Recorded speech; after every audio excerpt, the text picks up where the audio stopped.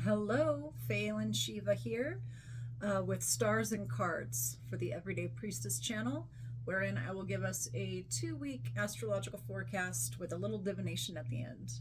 So I try and keep these forecasts to the main points because I feel like if I just start spouting off every single thing that's going to happen in the next 2 weeks, we'll all just check out. So, going with the big themes in 20 minutes, we have our Capricorn Full Moon. And I wrote in my write up with a tarot spread. If you want to know how to get those, they're on my socials and they get sent out to my email list. They're free. But I wrote about this moon about how it's a real opportunity for grounding. Like, we need this grounding so much. So put your feet in the earth, sit on a rock, go to a stone circle if you have one available. If not, I'm sure there's a rock in your yard somewhere, or maybe you have a favorite crystal. Sit it on your lap, stick it in your pockets, go outside and look at nature and just breathe. That's step one. Capricorn is an earth sign, and it's opposite the sun in Cancer, which is a water sign. There's this opportunity to sit and feel your fucking feelings. And of course, Capricorn is also about mastery and accomplishing our mission in the world. But how can we accomplish our mission in the world if we're not willing to sit down and feel our why? That's actually a really important point that I haven't mentioned anywhere else about this Capricorn full moon. Yes, Capricorn wants to accomplish the goal, the mission, but not just any goal. It's not just like this goal and that goal and the other goal. The goal, the masterpiece that we are working on. But in order to stay focused on that, we need to be able to feel our why. Why are we doing it? Why does it matter to us? Yeah. Okay. It's extra important at this moment because everything is chaos right now, and Uranus just entered Gemini and really cranked up the electrical frequency of everything. So the next thing we have, I did talk about Uranus going into Gemini in the last forecast that happened on the 7th. And will be in that process for 7 years, though it will go back into Taurus a little bit this fall, I believe. So there's more information in the other video about that. But what we have coming up, I've got my sky wheel here. As of right now, we have Pluto's been in retrograde for a little bit. Neptune really recently, I think on the 4th of July, went into retrograde. Yeah.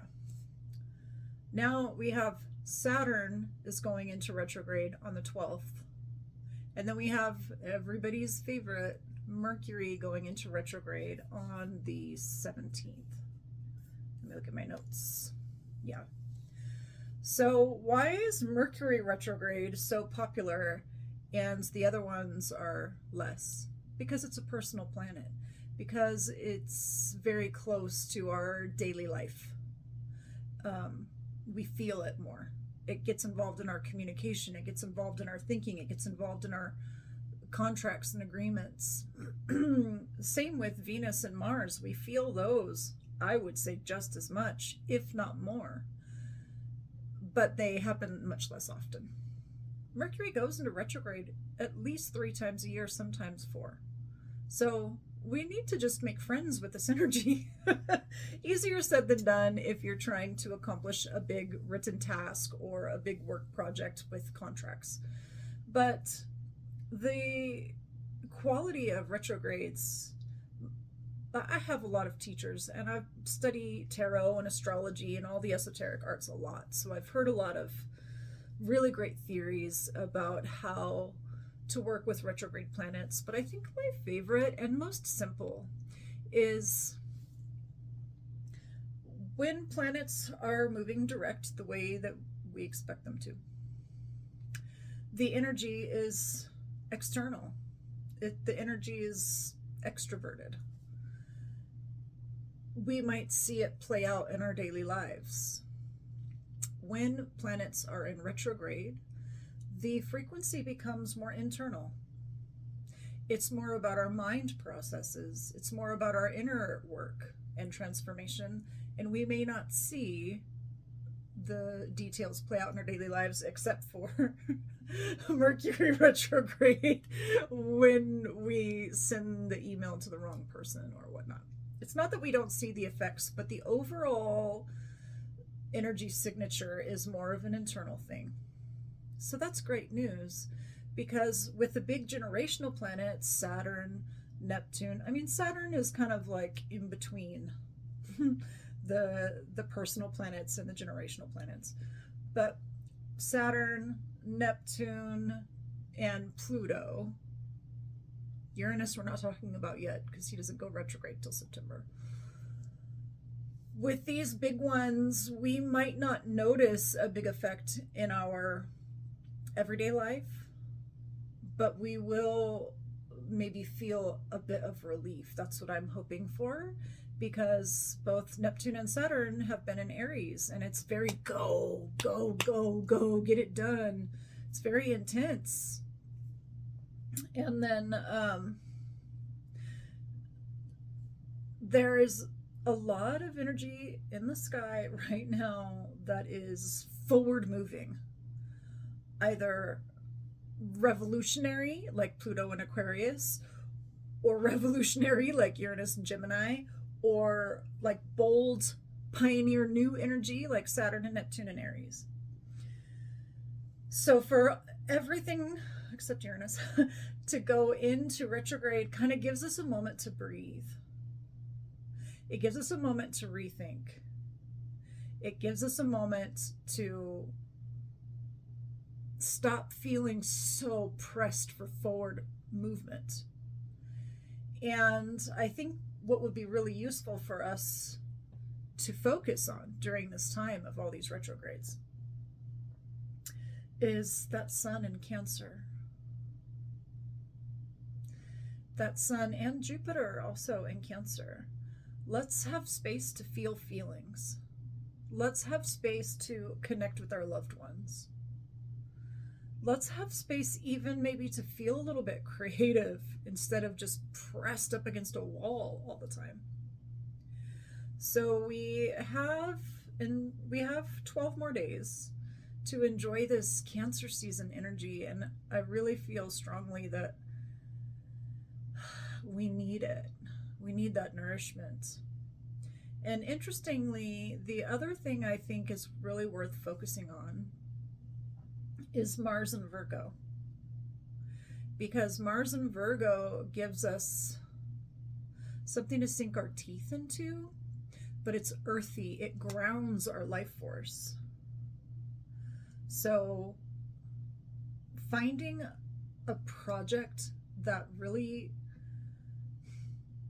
feels good to do, not just, oh no, I gotta do the laundry again, or oh no, I've got not the big projects that we have to do, but something that feels good, like a garage project or an embroidery project or whatever is work with your hands that feels grounding and maybe even nourishing. So I feel like those are the things that we have a minute to feel. And with Mercury going into retrograde in Leo, that might be nice to just feel like we can be quiet for a minute. You know, Mercury in Leo loves to express itself so much, so much. And here's an interesting thing. You might be an introverted person, but Mercury in Leo might be really triggering some other stuff in your birth chart, and suddenly you feel like you're just talking all the time and oversharing all the time, and inside you might be feeling like, oh, this is making me uncomfortable. So that retrograde can actually be really like a breath of fresh air. Okay. Or you might have a really expressive Mercury already and just feel like it is in overdrive. So from July 17 until August 11, Mercury is in retrograde, stays in Leo the whole time. And let's see if we can just feel a little bit inward. Let's see, what do I want to say about this? And just kind of touch in with what are the most important things that we want to be expressing. What are the most important things that we really want to share with the world? And maybe even refine them a little bit. So, depending on where Mercury in Leo falls in your chart is going to be the area of your life that is the most affected by it. But yeah, so we've got a lot of retrogrades. Don't freak out. Let's take a moment to be out of that go forward energy, whether you're ready or not. And put our hands to good work on projects that make us happy. And rest into that sun in Cancer. Connecting with family, connecting with our feelings, connecting with our emotions, feeling our why, because all those planets are going to go forward again, and we're going to find ourselves putting all our energy into making new things work. But now's our chance to connect with our why. Okay, that feels pretty complete for this 2 weeks. And